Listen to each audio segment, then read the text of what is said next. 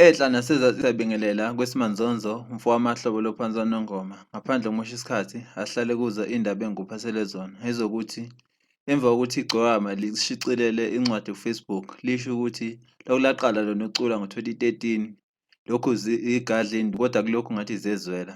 Abantu lokhu bey'buza ukuthi kwenzenjani egcokama sibona noveze emnyama nomshovu bebhala ku-Facebook bethi akalulame umfowamanqile kodwa azange ephumelele obala ukuthi yini emphethe. Namhlanje sikuphathele ukuthi igcokama ngabe yini lokhu kugula lokhu okuxake kangaka lize liyobhala ku-Facebook.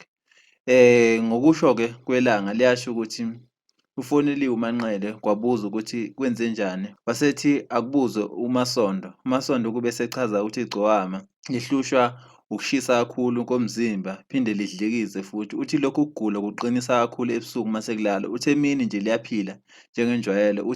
Uthi-ke sebezamile kodokotela bazama nemithandazo njengoba uthi igcokama likholelwa kakhulu emthandazweni, ezinye izinto ey'seceleni alikholelwa kakhulu kuzo. Uthi kodwa kusey'nhlanga zemuka nomoya, kodwa uthi liyathemba ukuthi esazi ukuthi umthandazo awuhluleki, ukuthi uyathemba ukuthi uzogcina umthandazo uyinqobile lesi sifo lesi esibhekene negcokama. Nathi-ke la kwesimanzonzo sifisela ukuthi lilulame igcokama ngokushesha libuye la emculweni lizosinandisela njengoba licula umculo esiwuthandayo. Ngumfowamahlobo ake ngidede indawo, ngiyabonga.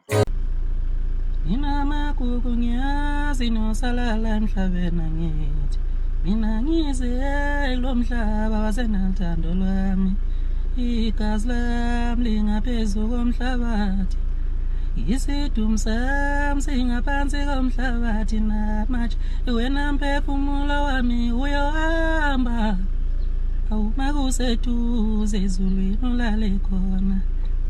Shila Temete.